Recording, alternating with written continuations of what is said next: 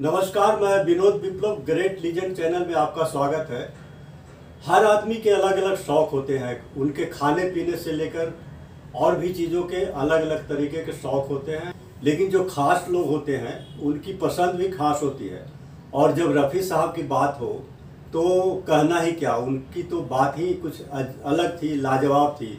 जिस तरह से लाजवाब गायक थे, जिस तरह से अनोखे गायक थे और उनकी गायकी अद्भुत थी, उसी तरह से उनके जो शौक थे वो भी कुछ अलग ही, कुछ अनोखे तरह के ही शौक थे।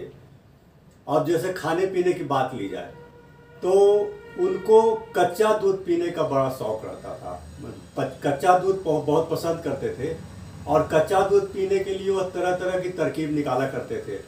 जैसे कि जब कच्चा दूध जो लेकर के आता था बोतल में, पहले दूध बॉम्बे में बोतलों में दूध आता था, तो जब उनको पता होता था कि दूध वाला जो है वो आने वाला है, तो उस समय उससे थोड़ा पहले कुछ किसी न किसी तरह का बहाना बना करके कि मुझे थोड़ा समय बाहर टहल करके आता हूँ, या कोई आए हैं मिलने के लिए उनको रिसीव करके आ रहा हूँ, या कुछ और बहाना करके बाहर निकल जाते थे और दूध वाले के आने का इंतजार करते थे। टहलते रहते थे, इधर उधर देखते थे कि दूध वाला आ रहा है कि नहीं आ रहा है। जैसे ही दूध वाला आ रहा होता था तो वहाँ जाते थे और जरा रोक करके कि एक दो बोतल उससे ले करके कच्चा ही उसको गटक लेते थे दूध को।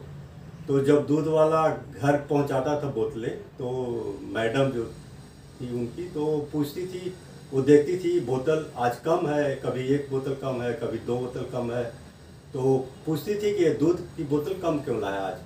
तो वो बोलता था दूध वाला कि क्या करें, रफ़ी साहब मिले थे तो उन्होंने दो बोतल या एक बोतल दूध पी लिया। तो मैडम हंसते हुए कहती थी कि इनकी जो बचपना है वो अभी तक गई नहीं है, मतलब पता नहीं बचपना कब जाएगी। तो दूध का, जैसे कच्चा दूध का शौक़ था, उसके अलावा उनको मीठा खाने का शौक़ था। जबकि उनको डायबिटीज़ की प्रॉब्लम थी और डॉक्टर ने सख्त मना किया था कि आपको मीठा से बिल्कुल ही दूर रहना है, और नहीं तो डायबिटीज़ जो है आपका अनकंट्रोल्ड हो जाएगा। और इसके अलावा व्यायाम मतलब एक्सरसाइज करने के लिए कहा था, लेकिन वो एक्सरसाइज तो करते नहीं थे। और जहाँ तक मीठा से बचने का था, तो मीठे के प्रति उनकी दीवानगी कहें या उनकी एक तरह से कमजोरी कहें, इस तरह से थी कि जब भी कोई मिठाई या कुछ ऐसा मीठा चीज़ उनके पास आता था तो अपने आप को जब्त नहीं कर पाते थे, अपने आप को रोक नहीं पाते थे और मीठा खाए बगैर रह नहीं पाते थे। और घर में देखते थे कि मैडम अगर कोई काम में कहीं बिजी हैं, कुछ अलग कहीं थोड़ा दूर हैं, तो अपनी बेटियों से या अपनी बहुओं से बोलते थे कि ज़रा कुछ घर में अगर कुछ मीठा पड़ा है तो थोड़ा सा यहाँ पे जब तक मैडम हैं उधर तब तक ले आओ, आज कुछ मीठा खाने का मन कर रहा है। तो जैसे ही मैडम के कान में अगर आवाज़ गई कि रफ़ी साहब जो है मीठा की कुछ मांग कर रहे हैं मीठे, तो आती थी जल्दी जल्दी कि वो और आ करके डांटने लगती थी कि ये क्या, मैंने आपका जो है डॉक्टर ने मना किया है और आपको कुछ समझ नहीं आता है, मीठा पता नहीं आपको मीठा खाने की इतना क्या है। इस तरह से था। अच्छा, उनको ये था कि होटल का या बाहर का जो मिठाई आदि इस तरह से चीज़ें वो नहीं खाते थे, बाहर का खाना उनको पसंद नहीं था। तो एक बार की बात है कि वो लंदन में एक प्रोग्राम था उनका, स्टेज प्रोग्राम काफ़ी लंबा चल गया। मतलब होता है कि एक प्रोग्राम जो है 5 दिन 10 दिन 1 सप्ताह तक चलता रहता था, तो वहाँ पे तो बाहर का ही खाना होता है। तो रफ़ी साहब को देखा उनके बेटे ने जो खालिद रफ़ी हैं, और उनकी बहू भी साथ थी, यास्मीन उनकी बहू, वो भी साथ थी। तो एक दिन पूछा नाश्ते के समय कि थोड़ा आप अपसेट लग रहे हैं, क्या कुछ ऐसी दिक्कत हो रही है क्या। तो बोले रफ़ी साहब कि यार यहाँ तो बड़ा ख़राब इंतजाम इन लोगों ने किया है, रोज़ होटल का खाना खा करके मेरा तो दिमागी मतलब मन ख़राब हो गया। तो ऐसा करते हैं कि अगर हम यहाँ से चलते हैं लंदन तुम्हारे घर पे, तो कितना टाइम लगेगा जाने में। तो बोले अरे लंदन को तो ऐसे कैसे होगा, बहुत दूर है। वो तो फिर भी पूछे कितना टाइम लगेगा, तो वो बोले कि 2.5 घंटा तो लग ही जाएगा।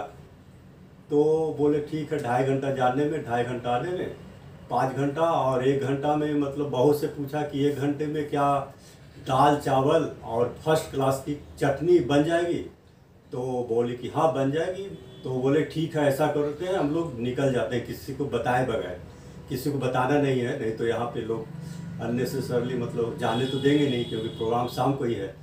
तो बोले कि बिना बताए हुए चुपके से वो लोग निकल गए और घर वहाँ पहुँचे, लंदन पहुँचे, जो खालिद का घर था वहाँ पे पहुँचे। और उनकी बहू ने फटाफट मतलब दाल चावल चटनी और पापड़ इस तरह से बनाए और उसके तो बाद खाया रफ़ी साहब ने। तो खाने के बाद उनको बड़ा इत्मीनान हुआ, राहत की सांस ली। उसके बाद वो अपना वहाँ पहुँचे, तो मतलब 1 घंटा पहले ही पहुँच गए। जो प्रोग्राम होने का समय था उससे 1 घंटा पहले ही पहुँच गए। और वहाँ पे लोग बड़ा चिंतित थे कि ये रफ़ी साहब तो कहीं दिख ही नहीं रहे, कहाँ गए, लोग खोज रहे थे। तो खालिद ने बताया कि रफ़ी साहब जो है वो घर जो है लंदन गए थे खाना खाने के लिए, फिर हम लोग आ गए हैं। तो अब जाके सबने चैन की सांस ली की। और मैंने ये आश्चर्य हुआ कि यार रफ़ी साहब जो हैं इतना घर के खाने के लिए इतना दूर गए फिर आए। लेकिन ये था कि सब कुछ ठीक रहा, टाइम पे पहुंच गए थे। तो इसके अलावा जो खाने की बात चल रही है, तो जैसे उनको घर का ही खाना पसंद था, तो जैसे ही किचन में कुछ बन रहा होता था तो जाते थे और सब कुछ जो बन रहा होता था उसमें से निकाल के टेस्ट करते थे।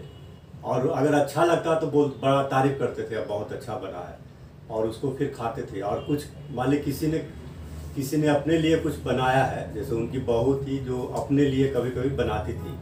तो एक बार जब खाना खाने के लिए बैठे सब लोग, तो बहू ने कुछ बनाया था अपना इंदौरी स्टाइल में, वही की थी। तो वो अपना निकाल के लाई थी कि भाई अपना प्लेट में थोड़ा सा।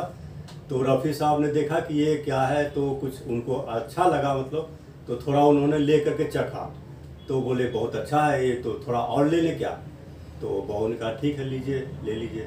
तो फिर उन्होंने थोड़ा क्या पूरा ही प्लेट को अपने उसमें ले लिया और पूरा खाने लगे। जबकि मैडम ने कहा अरे ये बहू ने तो अपने लिए बनाया है। तो रफ़ी साहब बोले अच्छा ये बहुत अच्छा है, मतलब इसको रोज़ तुम अक्सर बनाया करो तुम, अब मुझे तो इस बहुत अच्छा लग रहा है। तो इस तरह से उनका था। आपने सुना रफ़ी साहब के जो शौक़ थे, जो उनके अद्भुत शौक़ थे, जैसे उनकी गायकी अद्भुत थी, जैसे उनके गाने अलग थे, अलग तरह के थे, अनोखे गाने थे, अनोखे गायक थे। उस तरह से उनके शौक़ भी खाने पीने के भी थे अलग, और भी शौक़ जो अगले वीडियो में आपको बताऊंगा, उसको भी सुनकर जानेंगे कि उनके शौक़ किस तरह से, अन्य चीज़ों के बारे में, कपड़ों के बारे में, गाड़ियों के बारे में, घूमने फिरने के बारे में, जो भी उनके शौक़ थे। तो अगले वीडियो में आप ज़रूर आपके सामने उनके शौक़ को, अलग जो शौक़ है वो पेश करूँगा। तब तक के लिए नमस्कार, अगले वीडियो में फिर मिलेंगे। अगर आपका कोई कमेंट है, आप अगर उनके शौक़ के बारे में कुछ और ज़्यादा जानना चाहते हैं, या और अगर आपके पास कुछ ऐसी जानकारी है जो इस वीडियो में नहीं बता पाए, उससे भी आप कमेंट में लिख सकते हैं। धन्यवाद, नमस्कार।